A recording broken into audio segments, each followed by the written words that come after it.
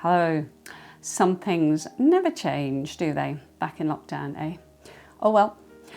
And another thing is, we've just moved house. You couldn't tell, could you? We have exactly the same bookcases set up here. That's David. Has it down to an absolute T. And of course, we've got the dog. That changes quite a lot too. For today, I'm not going to do this huge pile. I think we're going to keep it to a couple of books, well, a handful of books that I have read recently and really enjoyed, and maybe one or two that have been out for about maybe the new releases, a month or two, and I may not have had a chance to talk about, but I think are crackers. So here we go. The first one up today is called Northern Spy, and it's by Flynn.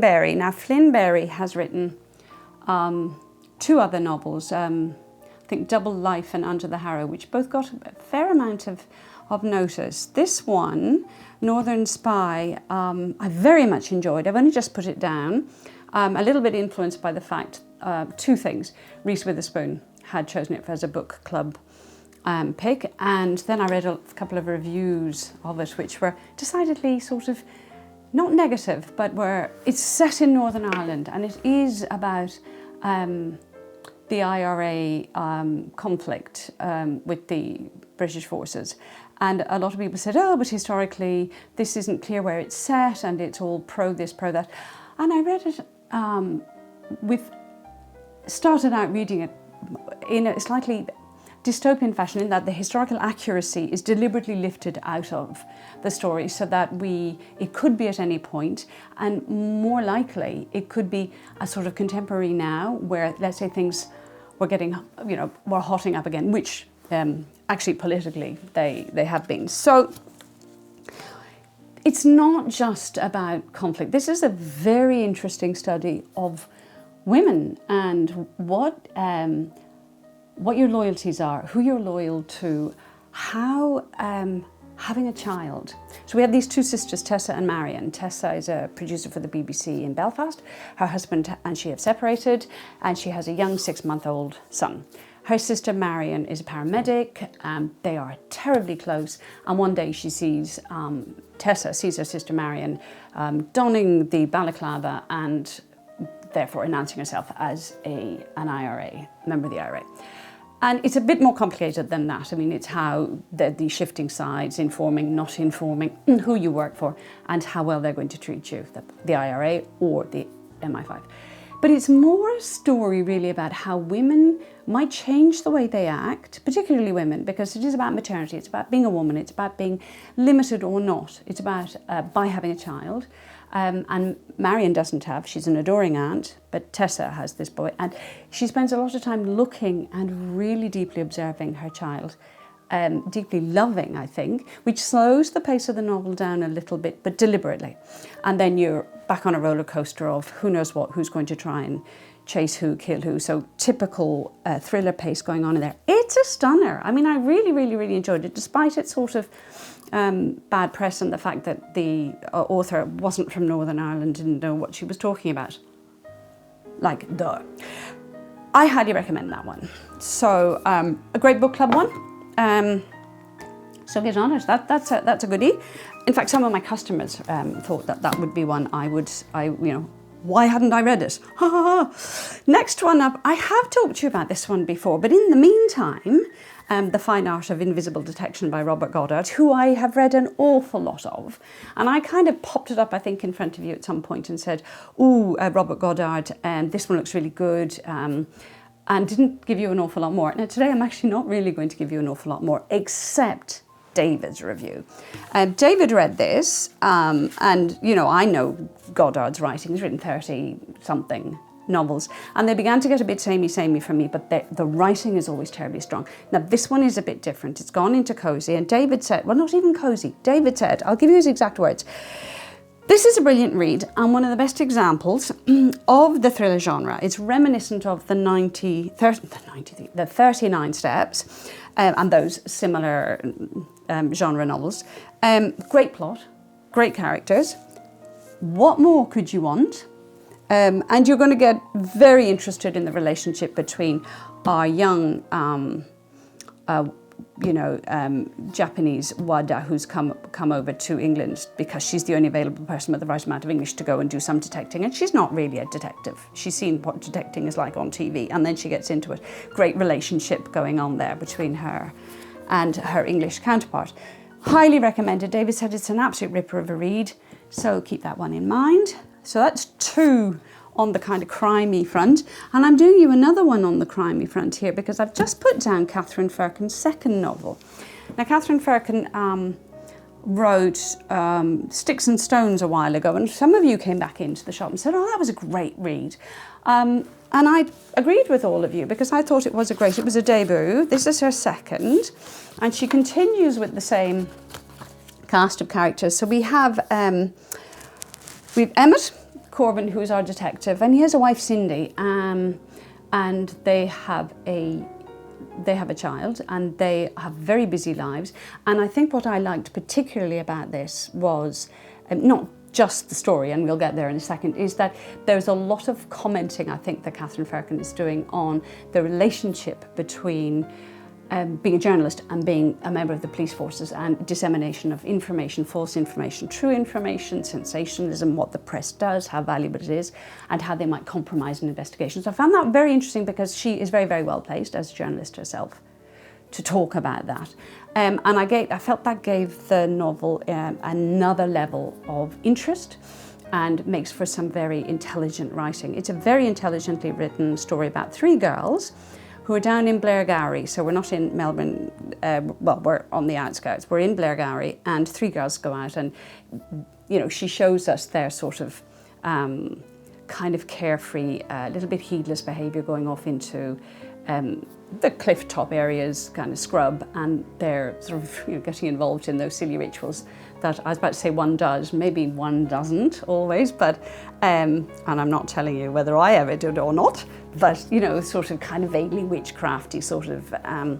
But one girl never comes back from that sort of midnight outing, and the other 2 are not just reticent in a way, they also have their lines off pat. There's a little bit of that. So the detectives, Emmett has to get in and unravel that a bit. And of course, who I absolutely adore is his colleague, Bianca, who's a very feisty, no-nonsense, straight-up woman of enormous wisdom who I am totally fascinated with. And their relationship is fascinating. And she's an all-round good egg, and everything does get solved. There's the usual there are the usual suspects, and she likes doing this, Firkin. She likes diverting you or red herringing you. Great read. Thoroughly enjoyed that one. And I will be talking, I hope, if lockdown lets us, to Katherine in more depth about this book, which will be great fun. Next up, now this is another one. I've already said Northern Spy might be a book club read. I picked this one up. It's a small little novel, Infinite Country by Patricia Engel, who's of Colombian descent. And I notice it's another Reese. Is it another Reese? It is another Reese with the spoon. Oh, really, I'll have to get on the phone to Reese and tell her that sometimes we like the same things. Not always. Colombian. Now, this book took me to a place and to a culture I knew nothing of. And I mean, I'm ashamed to say in a way that outwardly I'm not particularly, it's not the first country I'd get drawn to want to explore more. Oh, goodness.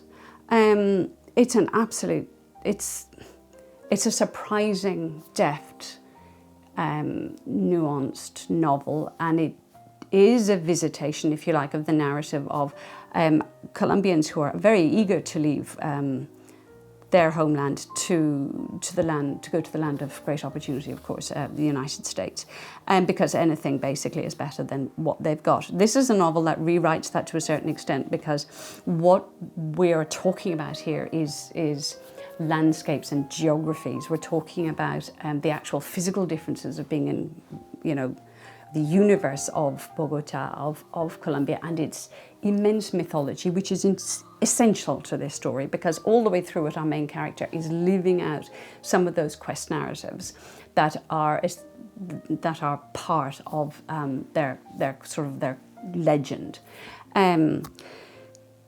There are these physical landscapes, what the United States looks like to them, how those compare, and the differences in the different parts of the States that the family goes to. It's a family of 5. We have Elena and Maro who have married, and it actually starts, the whole novel starts with their youngest daughter Talia, who's been in defence of someone or some defenceless creature, behaves rather badly and wreaks just revenge on someone for cruelty, and ends up in a home for adolescents who have behaved badly. And it's how she escapes from there, and she wants to get back to her home, which is where her grandmother and her father are. Meanwhile, in the States, we have her mother and her 2 other siblings. They had all gone there. They had all gone there, and Talia was born in the States, which is the big difference. She's kind of the bridge between these 2 countries, and for one reason or another, Maro was sent back because he becomes undocumented. And it's about this legal-illegal. It's about how people who are legal inflict abuse a little bit. It's not really so much that, it's about what is the bridge between your home country and the country you've chosen to live in? What are the opportunities? What are the risks? What are the limitations? And Talia is this wonderful bridge between her culture, her amazing love for family, and then this new world where she knows that there are opportunities and things that they all need. It's glorious. It's very muscular writing. She says an awful lot with very few words, and I would invite you to strongly invite you, if you like a good literary read, to go for that one. Yeah, I loved it. Last one up is another strong read. It's John McGregor's Lean Full Stand. I read this a little while ago, and I was absolutely had my socks knocked off, basically, because I love him. I've read Reservoir 13, where he sort of has a catastrophe of somebody missing, and then it's small dramas played out, human drama played out against that. In this one, we have the same kind of scaffolding. The novel does the same thing. We have a disaster in the Antarctic, where a sort of guide to an equipment guide, a sort of expert in how base camps are run, is guiding 2 young postdoctoral students onto how to behave properly with equipment and how to basically, I suppose, survival techniques. And then there is bad weather, there's an accident, there's this communication breakdown, losing machinery, losing things that don't work, and Doc has a stroke.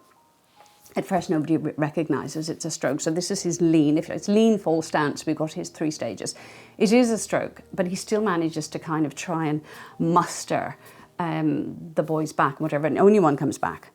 And then he's sent back to England because he then does have a bit of a collapse, has a dreadful stroke, is almost without speech, regains physical mobility, and has to go back to his wife, who's really done quite well without him. I mean, there's no antagonism. There are 2 children who communicate more or less well. That's the second part, so it's all how it all seems to fall apart.